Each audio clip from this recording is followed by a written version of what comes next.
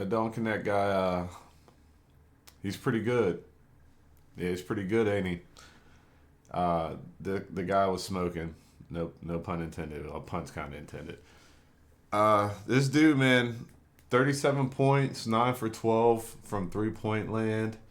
Set a Lakers record. Well, I think he's second. I think D'Lo is number one with 39, but set a record for points, 37 points.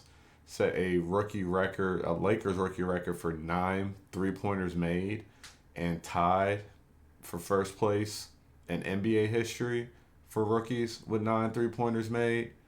37 points. Dude's just got an absolute cannon. Just I remember making a video. I'll throw a little clip in here from back in the summer when we drafted him, and I didn't know a lot about him, but you could just tell from the eye test of watching his tape that he was going to be cold. But yeah, man, Dalton Knecht really came through for the Lakers. This was another in-season tournament game, which the Lakers seem to really stand up or wake up for. And I get that people don't really want to count this, and whatever, that's fine with me if you want to count it or not. But there's no denying that the teams come out and give a good effort majority of the time when you watch these cup games around the NBA, not just with the Lakers. But in that third quarter, I believe it was, Dalton Knecht had like 22 straight points, 21 straight points, hit 4 threes or 3 or 4 threes. Got fouled, hit all 3 free throws, then bust another 3, pause. The dude was just playing lights out, and this comes off the grass of him scoring 27 points just the game before. Him getting these minutes and some starting action with Rory being out. He's really taken this opportunity and ran with it and produced. And it's going to have JJ thinking really, really hard about how he wants to construct this lineup, how he wants to fix the rotation.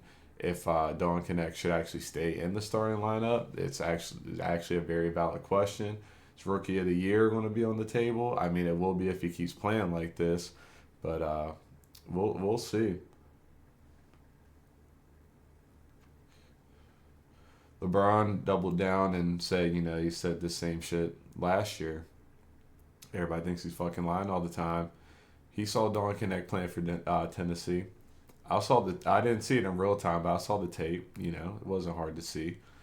And somehow he fell down to the Lakers at 17. And I felt good about this season going in. You can watch my video I made about the Lakers before the season started. But with this flashback, the Lakers just drafted Dalton Knecht. This dude looks to be a beast. I'm not real up on college basketball, so I watched the video to kind of give me a little bit of insight on this player. Hey man, there's a pattern, Austin Reeves, come up story. Alex Caruso had his come up story. I don't know, the Lakers always find a way to find these cold ass white boys that can hoop and hoop for real. This might be another one.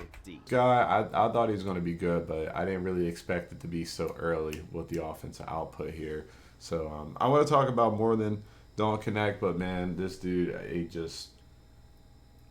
he's really been something special here. So let me change my screen real quick. There we are. So with Dalton Knecht, man. Right now, he's averaging 11.3 points per game on 46.4% shooting from the three-point line, 52 from the field, 92% from the free throw line. Now, obviously, this number is really high, especially on the volume of threes he's shooting. I wish it would show that. Maybe get that. So he's averaging almost 5 3-pointers a game. And he's hitting almost 50%. Well, he's hitting over 46% of them, and that's a high clip. That's a high clip for the amount of shots that he's taking. But he's also a big guy. He's also getting to the cup and finishing at the rim and getting some dunks. The dude's a real baller. We can see 37 points, 1 steal, He is a plus 18 and had 101.6% true shooting percentage. I didn't even know you could have more than 100%. That's kind of crazy. Um, he had 5 rebounds. I don't know, man. This dude can really be the real deal, and the Lakers have been struggling to find a shooter that would stick. We had KCP was streaky. We had Danny Green was very streaky.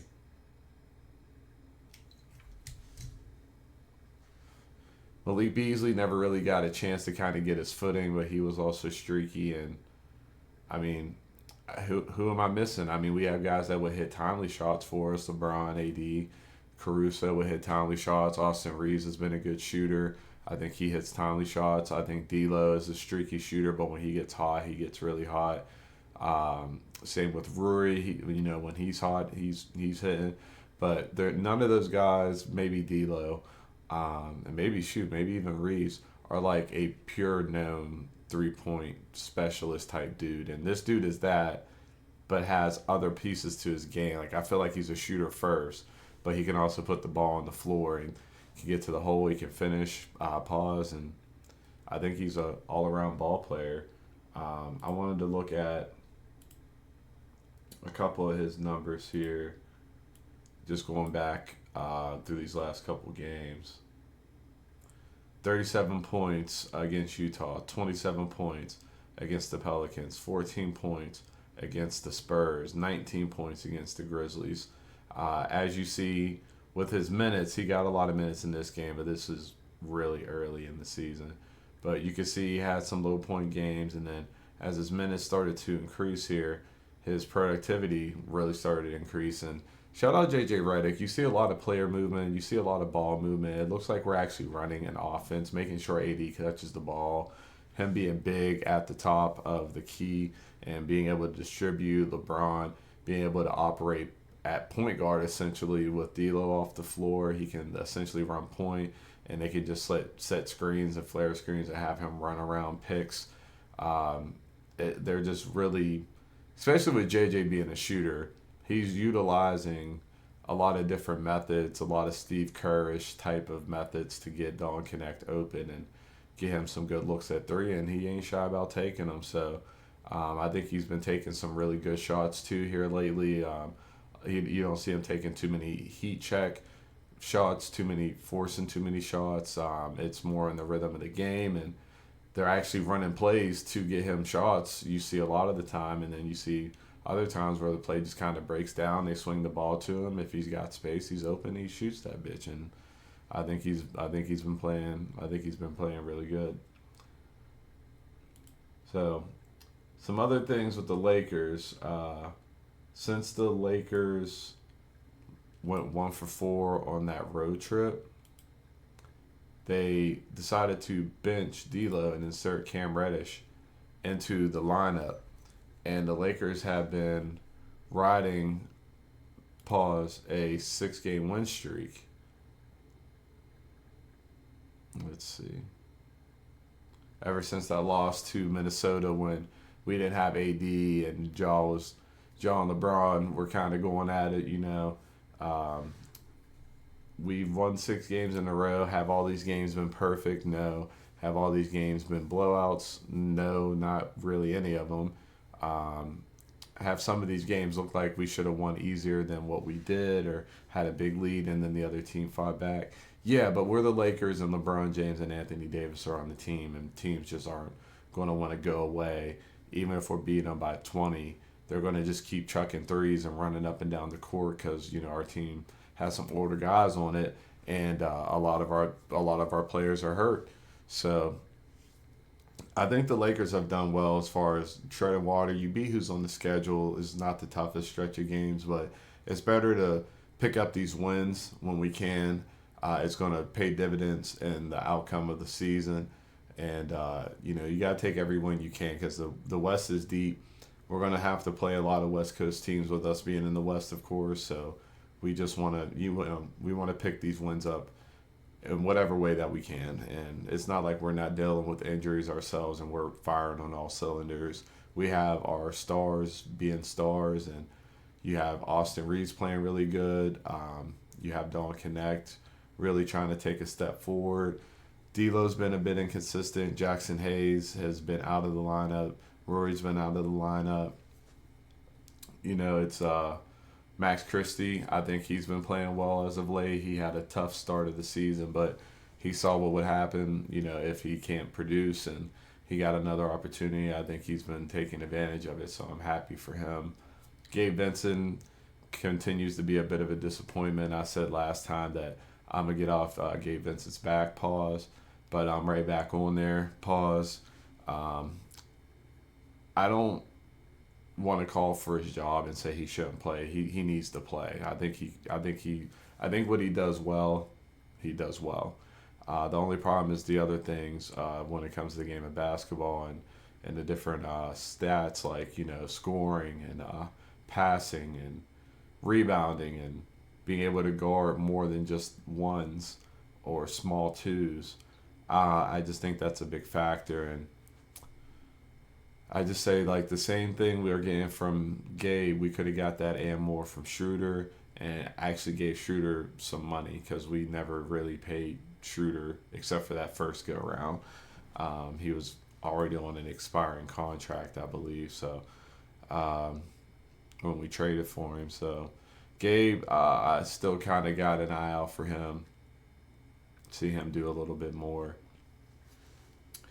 But Cam Reddish, I know he's not a lot on the stat sheet, and typically you want to keep him just to kind of 3-and-D. If you're wide open, go ahead and chuck it. Don't like to see him put the ball on the ground much, which is crazy because I think Cam Reddish is an unbelievable talent. I just think that at this stage of his NBA career, I think he can still develop those things. We just kind of need to see it, and then if I see him doing those things, I'll feel a little bit better about it. But I just haven't seen it, so I would prefer not to see it unless he's confident, has it down, and when he quote unquote whips it out. Shout out Darvin Ham, not really, but if he does something and shuts me up, I would love for that to happen. I'd love to see him have a bigger offensive back. But anyway, let's talk about some of our other stars here outside of Dalton Knecht. LeBron James, the man's about to be 40 years old. He's currently averaging, 23.5 points per game, but he's averaging almost 10 assists a game, like the 2020 season. He's essentially the point guard. He's averaging just below 42% from the three-point line, which this was higher these last couple games. He struggled from the three these last couple games a bit. But, I mean, he continues to impress. He came off that slate of 4 triple-doubles in a row. He's the king. There's just, I mean, I don't really know what, that's not what I meant to do. I meant to get his season stats. That's the last performance. Games. Okay, here we go. Coming off the four straight triple doubles, one of them being a 35-point triple double against Memphis, and he had a 39-point game that first go around against Memphis when a lot of people were out. The dude's just unbelievable. It's just no matter how old the guy gets, he's just so much head and shoulders above everybody else when it comes to just IQ, and just watch angry or awful coaching. The guy who just screams about plays and stuff like that. He does different breakdowns on different players, and he shows a lot of love to LeBron in some videos here and there. He's a good dude to watch a breakdown, but it's just like he can affect the games in so many ways, no matter where he's at on the court. They were talking about gravity. I forget who it was, but they were talking about gravity when, for example, Steph Curry. They used him as an example when he went to shoot his game-winning 3 or whatever. He had 3 people guarding him, but if you watch pretty much any given LeBron play. Not necessarily when he's shooting, but he's at the top of the key, 3-point stance. You know, he can pass, shoot, or dribble. Um, the attention that is paid to him because they don't know what he's going to do. Like, without him even doing anything, he has so much attention drawn to him. It's just a real testament to how special of a player he truly is. But anyway, I won't glaze LeBron all day. He's the GOAT, and he does GOAT shit, even though he's going to be 40 in about a month. But he's coming off a 26-12 game against Utah. Just still at the top of his game. And his partner in crime here, AD. I never really thought to say, like, AD is going to be, could possibly get an MVP before a defensive player of the year. I think he should probably have 2 defensive player of the years at this point. But the dude's just been on a tear. He's averaging 30 points a game, just about 31 points a game, 11.5 rebounds a game, 2.5 assists, shooting really good from the 3, shooting good from the floor, averaging just under a steal and a half a game, averaging just under 2 blocks a game, being our defensive anchor, being able to guard on the wing, be able to guard on the perimeter, recover back to the 3-point line, recover back to the wing, but recover back to the. But he just dude is.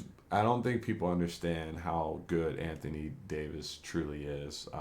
I know they do, but I just don't think like the amount of weight that's put on his shoulders to not only essentially be the anchor, but be able to switch and guard anybody regardless of position, and then also give you these type of numbers on offense, be able to give you this type of production on the glass, be a good free throw shooter for the most part. I know he had a couple struggles a year and a couple years ago, maybe a little bit last year, but I mean it's just unreal that looking at AD, he could possibly, if he continues to play like this all year, he would win the MVP.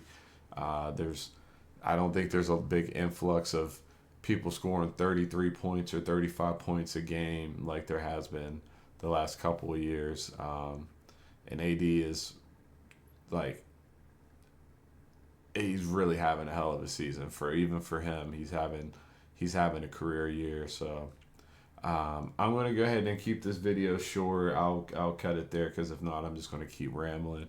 But this is a great win streak. I think JJ has been doing a hell of a job as coach. I think the guys are locked in, and I think as we continue to get healthier, Vando comes back, Christian Wood comes back.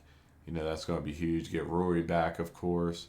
Kind of mix and match the lineup. I don't know what they're going to do as far as starting, but I think it's a good problem to have multiple guys that could possibly get the job done for you. So, with that being said, I'm going to go ahead and get out of here. If you are still watching at this point in the video, I do appreciate you. You are a real one. And I do hope that you enjoy the rest of your evening, morning, afternoon, whatever time it is for you. Do me a favor, please like the video if you haven't already. Please subscribe to the channel. And thank you. And we'll catch you later. LeBron James just makes the NBA look easy. All he's doing here is just bringing the ball up the floor. That's it. But as he just casually brings the ball up the floor, the defender, Kyle Filipowski, is going to be backpedaling. He doesn't even have to get downhill. Just casually bring the ball up the floor. Kyle Filipowski's backpedaling. Whoops, Kyle Filipowski's legs aren't level to each other, so when LeBron crosses him over the other way, he's going to have to twist his whole body around, giving LeBron inside position. So guess what that does? This just draws a bevy of defenders. John Collins, Lowry Markkanen. Look at LeBron. He's drawn 3 defenders. Everyone's open here. Anthony Davis is wide open for 3. Knecht is wide open for 3. And that's just all LeBron can. There's nobody in NBA history who doesn't have to dribble. He can just stand there, and defenders are all over him. He isn't doing anything here. The defender's giving him the strong side of the floor. So he hasn't dribbled yet. Kyle Filipowski, Colin Sexton, Lowry Markkanen, all focused on the ball. He's occupying 4 different Jazz defenders' eyes, and he hasn't dribbled. He hasn't moved. So when I have all these defenders not paying attention to anything other than the ball, LeBron is still not dribbled yet, anything can happen now. Now D'Angelo Russell can smash Kyle Filipowski with a flare screen. He has no, Colin Sexton or Filipowski don't know the screen's coming. So everyone's staring at LeBron, bang, set a flare screen, Dalton connects wide open. Still, 4 Jazz defenders staring at the ball. Wide open. And LeBron didn't dribble again. God,